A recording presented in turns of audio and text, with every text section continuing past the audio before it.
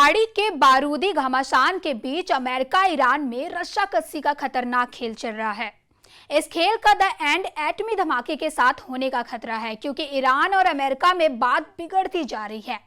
एटमी deal पर suspense बढ़ता जा रहा है। नमस्कार, आप देख रहे हैं न्यूज 18 का डिजिटल प्लेटफॉर्म और मैं हूं आपके साथ सृष्टि शर्मा। अमेरिका के राष्ट्रपति डोनाल्ड ट्रंप पहले ही साफ कर चुके हैं कि ईरान या तो अमेरिका से परमाणु समझौता करेगा या फिर बर्बाद होगा। ट्रंप की धमकियां दिन ब दिन तेज हो रही हैं। उधर इजराइल ईरान पर हमले की धौंस जमा रहा है। ईरान भी ट्रंप की एटमी डील से दूर होता दिखने लगा है, मगर ट्रंप एटमी डील की मजबूरी गिनाते जा रहे हैं। इस सबके बीच इजराइल दुश्मनों पर बारूद बरसाना बंद नहीं कर रहा है, जबकि ईरान ने फाइनल फैसला कर लिया है। फैसला ये कि ईरान ट्रंप के साथ परमाणु समझौता नहीं करने वाला।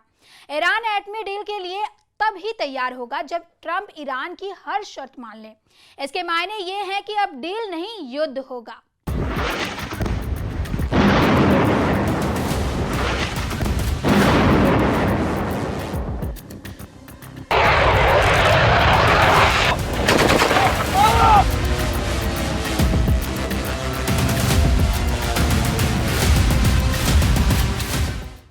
ईरान को इजराइल के जंगी जेट नहीं डरा सके। ईरान को ट्रंप की धमकी से भी फर्क नहीं पड़ा। ईरान एटमी डील के थ्रेट से भी नहीं घबराया। ईरान ने अब ताल ठोककर ट्रंप से कहा है कि वो दुनिया का सबसे बड़ा एटमी पावर बनेगा। ईरान के सुप्रीम लीडर अली खामनेई ने जो वार्निंग दी है, उससे सुपर पावर की जमीन खिसक गई है। कल तक जिस ईरान को ट्रंप बात बात पर बर्बाद कर डालने की धौंस जमा रहे थे, जिस ईरान के न्यूक्लियर सेंटर को नेतन्याहू जंगी जेट से बम बरसाकर उड़ाने का मिशन ऑन करने वाले थे, उसी ईरान ने अब 100 से ज्यादा एटमी सेंटर बनाने का रुख अख्तियार कर लिया है। मतलब ये कि ईरान एटमी पावर नेशन की लीग का लीडर बनने का हुंकार भर रहा है। साथ ही ईरान ने ट्रंप की एटमी डील के ऑफर को भी रद्दी की टोकरी में डालने का सिग्नल दे दिया है। ईरान के सुप्रीम लीडर अली खामनेई ने ट्रंप की एटमी डील को ईरान के लिए सबसे हानिकारक डील तक कह दिया। ईरान में वही होता है जो सुप्रीम लीडर अली खामनेई तय करते हैं। सुप्रीम लीडर की कही हर बात पत्थर की लकीर होती है। अली खामनेई अमेरिका को धोखेबाज कहते हैं, अमेरिका को सबसे बड़ा दुश्मन मानते हैं। सुप्रीम लीडर ने इसके बाद भी ट्रंप की एटमी डील के लिए हरी झंडी दे दी थी, मगर सारे एहतियात बरतते हुए उन्होंने ट्रंप से अलर्ट रहने की हिदायत भी दी थी। हालांकि डील पर ट्रंप के बदलते रुख ने ईरान को परमाणु समझौते से दूर कर दिया है। सुप्रीम लीडर खामनेई का दिमाग ट्रंप के जिस बात ने गर्म कर दिया है, उसे भी जान लीजिए। ईरान अमेरिका के बीच परमाणु समझौते पर अब तक 5 राउंड की बैठक हो चुकी है। एटमी समझौते की हर बैठक के बाद प्रेसिडेंट ट्रंप ईरान पर नया प्रेशर बना रहे हैं। 5वें राउंड की बैठक में ट्रंप के दूत स्टीव विटकॉफ ने ईरान के विदेश मंत्री से ईरान के यूरेनियम संवर्धन प्रोग्राम पर पूरी तरह पाबंदी की शर्त सुना दी। अमेरिका के इस रुख से ईरान के सुप्रीम लीडर अली खामनेई इस कदर भड़के कि उन्होंने एटमी डील को ही फिजूल कह दिया है। بی‌ادب و گستاخ آمریکا این خواسته رو با زبانهای گوناگون تکرار میکنن. अली खामनेई ने ट्रंप को डायरेक्ट धमकी देकर यह पूछा है कि अमेरिका कौन है जो ईरान के एटमी प्रोग्राम के फैसले लेगा।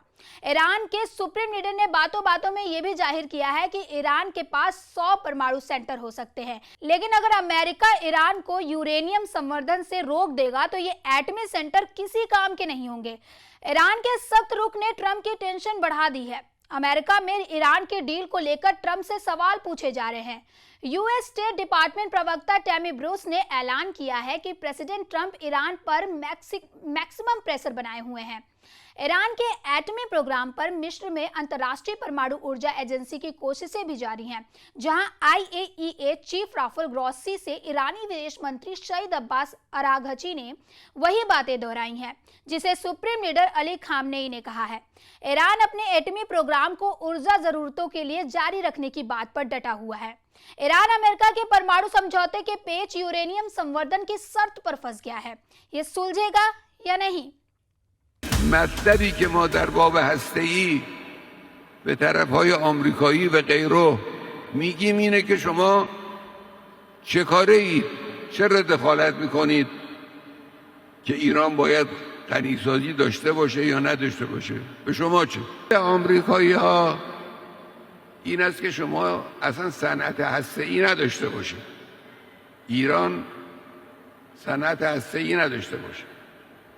شما در رادیو دارو به ما احتیاج داشته باشید، در انرژی به ما احتیاج داشته باشید، در دستگاه آب شیرین کن به ما احتیاج داشته باشید، در دهها رشته مهم دیگر به ما وابسته باشید، اصلا صنعت هسته‌ای نداشته باشید. 2018 में अमेरिका ने परमाणु समझौते के joint comprehensive plan of action के तहत कुछ नियम तय किए थे, जिसमें ईरान को केवल 300 किलोग्राम यूरेनियम रखने की अनुमति दी गई थी। इसके साथ ईरान को यूरेनियम को 3.67% तक संवर्धित करने की छूट भी मिली। हालांकि मार्च 2025 में IAEA की जांच में पता चला कि ईरान के पास करीब 275 किलोग्राम यूरेनियम था, जिसमें 60% यानी 60% तक शुद्ध किया गया। यानी ईरान यूरेनियम को और शुद्ध कर ले तो करीब आधा दर्जन परमाणु हथियार बना लेगा।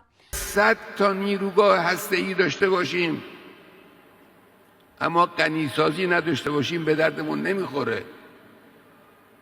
برای خاطر اینکه نیروگاه هسته‌ای احتیاج به سوخت دارد. اگر این سوخت رو نتوانیم در داخل کشور تولید کنیم، باید دست دراز کنیم طرف آمریکا و اونها برای دادن سوخت هسته‌ای ممکنه ده‌ها شرط بگذارن. Yesterday accused the president on folding on Iran and said that the administration is getting ready to sign a secretive side deal with Iran. Any comments on this? No. What I can say, though, of course, is that the maximum pressure campaign on Iran remains in full force.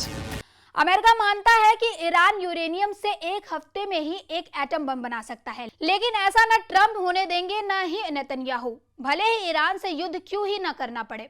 Israel तो इसी ताक में है कि Trump का इशारा हो और ईरान के एटमी अड्डों पर हवाई हमले शुरू किए जाए।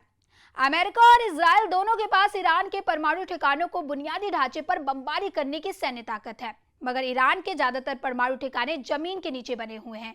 उन्हें तबाह करने के लिए इजराइल को बंकर बस्टर बम बरसाना होगा। ऐसे बमों को इजराइल बिना अमेरिकी मदद के इस्तेमाल नहीं कर सकता। इजराइल के लिए ईरान से भिड़ने से पहले हर दिन नए दुश्मन की आमद भी आफत है। अब तक इजराइल ने जब चाहा सीरिया में घुसकर दुश्मनों के ठिकाने तबाह किए, लेकिन सीरिया से हुए पलटवार से साफ हो चुका है कि नेतन्याहू को एक नए फ्रंट पर जबरदस्त टक्कर मिलने वाली है।